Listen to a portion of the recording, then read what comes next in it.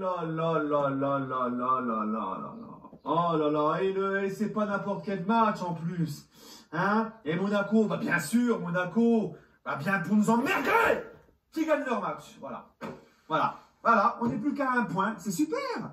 Ah, mais c'est magnifique. Mais bon, je gueule, mais Monaco, bah écoute, hein, ils nous font pas de cadeaux, c'est normal. Salut à tous les supporters de l'AS Monaco, je sais que vous allez bien, les autres, je vous en prie, installez-vous, vous m'avez tous manqué là pendant un petit moment, ouais moi aussi j'étais en trêve internationale, mais ouais je te le dis moi. Mais bon bref, l'AS Monaco donc continue son petit bonhomme de chemin, hein. On va essayer de revenir sur quelques matchs que j'ai ratés, on va faire un bilan si ça t'intéresse pas. De toute façon on va parler du Quator là les gars, le Quator final, voilà, donc les Marseillais vous pouvez y aller. Donc on s'était quitté juste après la victoire de l'AS Monaco contre le Paris Saint-Germain qui nous a fait un grand bien parce qu'on prend 6 points sur un concurrent direct encore une fois et là franchement on ne pouvait pas rêver mieux. Ça fait des années qu'on essaie de concurrencer le PSG. Il y a plusieurs années où on s'est pris des torgnoles. Aujourd'hui on arrive quand même à les surclasser sur 2 matchs. Franchement il n'y a absolument rien à dire sur l'équipe en place actuellement et sur la gestion de Kovac. C'est un truc de dingue. Mais bon bref, PSG ensuite on est allé à Brest, enfin, on a reçu Brest. Bon.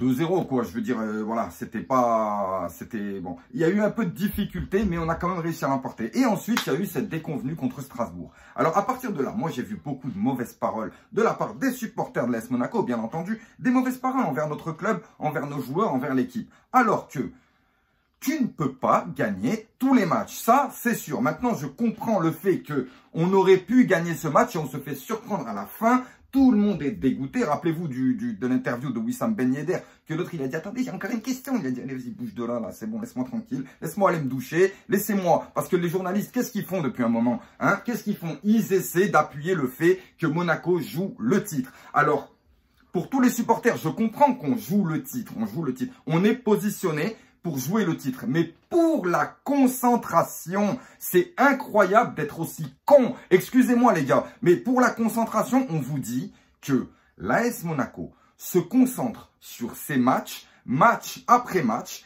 et on verra à la fin de la saison. À quoi ça sert de vouloir le titre maintenant et d'être dégoûté à la fin de saison? Je dis pas que, mais tout ce qu'on a fait depuis le début, c'est conforter la 4e place. Enfin, du moins, depuis le début 2021. On gagne tous nos matchs, on n'a pas bougé de la 4e place. Qu'est-ce qu'on a fait? On a conforté cette 4e place. Maintenant qu'on est passé 3e, parce que ouais, il y a des Parisiens, ils m'ont appelé, ils m'ont dit franchement, on est dégoûtés. Week-end pourri, on a perdu contre Lille, mais merci. La seule satisfaction, c'est d'avoir mis Jean-Michel Aulas 4e. Mais voilà, bon. J'avoue que c'est une petite satisfaction aussi. Mais bon, voilà, on va dire qu'on n'est pas là pour se jeter des trucs. Juste essayer de comprendre. Encore, ils ont essayé encore avec Benjamin Lecomte. Mais Monaco, ils jouent les titres. Mais ferme-toi, mais ferme-toi. On t'a dit que on prend match après match. C'est pas un manque d'ambition. C'est une approche différente des choses. Alors, maintenant, si vous voulez que Ben Yedder fasse comme Kylian Mbappé à faire des interviews de 10 000 heures pour dire je suis le meilleur, machin, je sais pas si je vais re-signer, blabla, blabla. Oui, non, mais c'est bien de faire parler les joueurs, de leur dire vous êtes dans des bonnes postures, dans des mauvaises postures. Mais ça fout la pression. D'une certaine manière, ça fout la pression. Rappelez-vous ce qu'a dit Galtier juste avant Strasbourg. Et bizarrement, avant Strasbourg, même si l'horaire était dégueulasse, avant Strasbourg, bon, on n'avait plus rien dans les jambes. Parce que lui, il a commencé à dire oui, Monaco, c'est l'équipe la plus forte des 4. D'ailleurs, ce serait bien qu'il la ferme, Galtier, parce que il commence à prendre un petit peu trop de place, je trouve. Et il se la raconte un petit peu trop. Alors, Lille, c'est un bon club, mais c'est pas non plus le club des foudres. Faut arrêter. Tu compares pas Lille à Monaco, tu compares pas Lille au PSG, tu compares même pas Lille à Marseille, ni à Lyon. Je suis désolé, Lille, vous venez d'arriver dans le game. Il y a quoi? Il y a quelques années. Dans les années 90, vous étiez Dijon actuellement. Mais bien entendu, moi, j'ai aucun souci avec ça. Plus on est fort en Ligue 1 et mieux c'est pour moi. Vous savez ma vision des choses au niveau de la Ligue 1. Plus on est des gros clubs de Ligue 1, plus on est fort et plus on arrivera à quelque chose. Et peut-être qu'on aura des championnats avec 5 voire 6 équipes qui jouent le titre. Et ça donne une attractivité. Vous le voyez bien actuellement. Ils sont en train de devenir fous. Apparemment, j'ai l'impression que la Ligue 1, c'est le championnat le plus intéressant à l'heure actuelle. Et ça fait du bien. En plus, avec de grosses équipes et de gros joueurs. Donc la déconvenue à Strasbourg, on va dire qu'elle tombe mal, mais en plus de ça, sur les autres matchs, enfin les concurrents, ils ont pas été bons non plus, ce qui fait qu'en fait, ça revient au même. On a perdu contre Strasbourg, mais c'est pas grave. Ensuite, on a joué contre Nice en Coupe de France. Non, les Niçois, tu sais quoi, des fois, je me demande pourquoi je débriefe. Tu vois, ils n'ont pas été trop dérangés du Monégasque. Bonne défense du côté niçois, mais côté offensif, c'est Monaco qui tient, c'est Monaco qui est plus incisif, Monaco qui est plus tranchant, Monaco qui arrive à se porter vers l'avant, Monaco qui joue simple. Les gars, Monaco joue simple, en fait. Et c'est comme ça qu'ils arrivent à la 29e minute, sur une touche, un bon pressing monégasque, qu'ils arrivent, côté droit, à créer le surnom, à faire une passe en retrait, Kevin Volland a juste à la mettre. Les gars, on était en infériorité dans la surface de réparation. J'avais l'impression, ce soir, que Monaco jouait à 22 sur le terrain. Sur chaque action, ils étaient en surnombre. Sur chaque action, les gars. Volland qui met sa frappe en retrait, Benitez, jette-toi la putain de ta race. Mais je sais pas, moi je suis là, je suis en derby, les gars. Un jour, il va vraiment me tomber dessus, hein. Je vais rien comprendre. Et pour le deuxième but, bah voilà, but ouverture, comme il a dit, de Kevin Volland, but de Kevin Volland. Et pour le deuxième, en fait, deuxième mi-temps, tout allait bien. Et d'un coup, les Niçois ont ouvert, pas la mer, mais limite, ils ont la balade des Anglais pour Ruben Aguilar qui, ben, il est allé tout seul. Et puis, il a mis son deuxième but, et puis 2-0, et puis terminé. Donc, ce qui fait qu'on est passé contre Nice. Nice... ils ont bien défoncé quand même depuis le début de...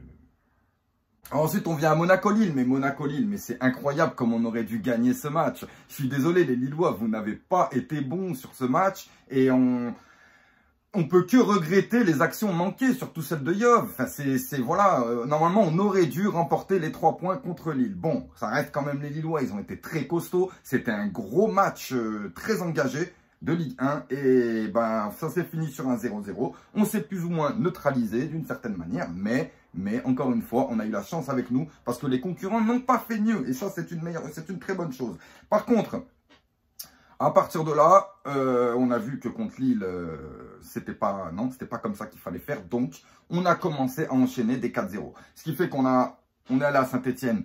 On leur a mis 4-0, match de grande classe. Après, je suis désolé pour les Stéphanois. Je sais qu'en ce moment, ça va pas. Mais nous, ça allait pas aussi. Et aujourd'hui, ça va. Donc, on continue. Donc, voilà. 4-0 pour l'AS Monaco face à Saint-Etienne.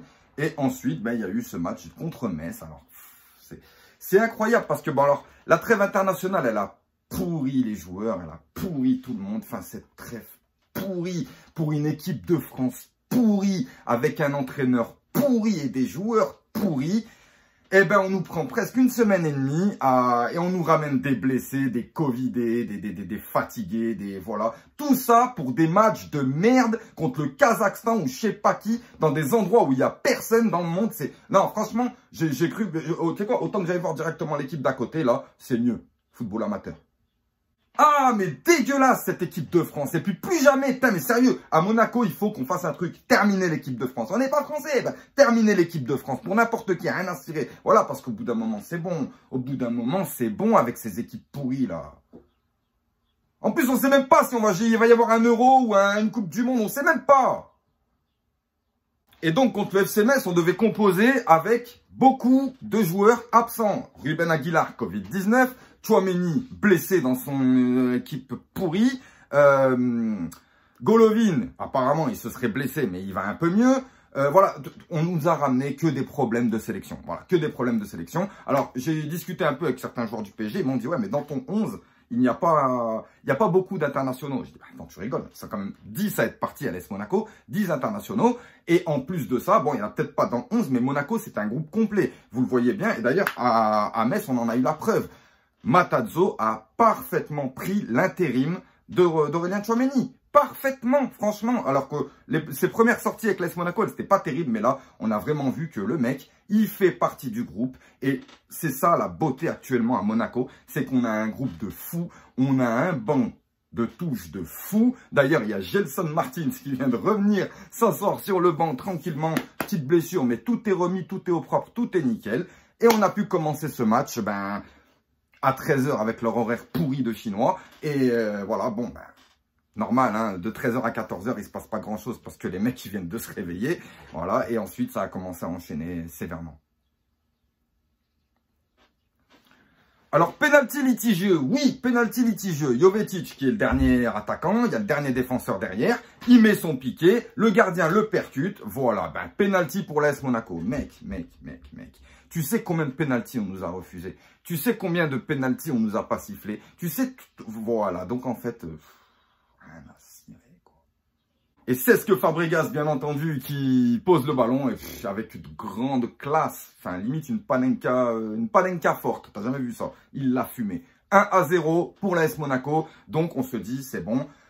Le plus dur souvent dans ces matchs-là, c'est d'ouvrir le score et ensuite après ça déroule parce que tout de suite après on a une percée d'Elliott Matarazzo, Thierry Mavuba, qui, ben, il passe un joueur, deux joueurs, trois joueurs qui la glissent parfaitement pour Kevin Volland qui met le deuxième but. À partir de là, on est bien, Ensuite, on a fait rentrer Crépin Diatta et Wissam Ben Goku. Ben oui, Wissam Ben Goku qui est arrivé, ben franchement, il a mis un but. Alors encore une fois, je vous le dis, moi, Wissam Ben Yedder, il est dans une mauvaise passe, ça va pas, tout ça, mais en tout cas, son talent, il est là. Sa vitesse, elle est là. Son exécution, elle est là. Ses frappes, elles sont là. Tout est là. Donc, maintenant, Wissam Ben Yedder, il a eu quelques difficultés, malgré qu'il est quand même international. Il a eu quelques difficultés, mais il va revenir. Et il va parfaitement s'inscrire dans cette harmonie du groupe, en fait. C'est ça. Il n'y a pas de star à Monaco. Wissam Ben Yedder peut être remplacé, il peut remplacer quelqu'un. Tout le monde joue, tout le monde est pour l'équipe. Et on le voit très bien quand on fait rentrer des remplaçants. C'est comme ça, c'est... En parlant de retour, de toute façon, c'était sûr qu'on allait voir les dreadlocks de Gelson Martins virevolter un petit peu. Ben, ça n'a pas manqué. Il est rentré 2 minutes, virevoltage de dreadlocks, il est parti. Il savait plus où ce qu'il était, il a couru, il était obligé de le faucher. Penalty, et bien entendu, Wissam Ben Goku qui met son doublé. Nickel, ouais, ils ont fait une petite vidéo sur Monaco avec un caméra, je sais pas quoi, bref, parce que quand il marque, il fait des caméras. Enfin, je m'en fous. 4-0, nouveau tarif pour l'AS Monaco. On met des 4-0, mais non, mais bon, voilà, on va se détendre encore une fois. Je répète, je ne joue pas le titre. Je joue la Ligue des Champions.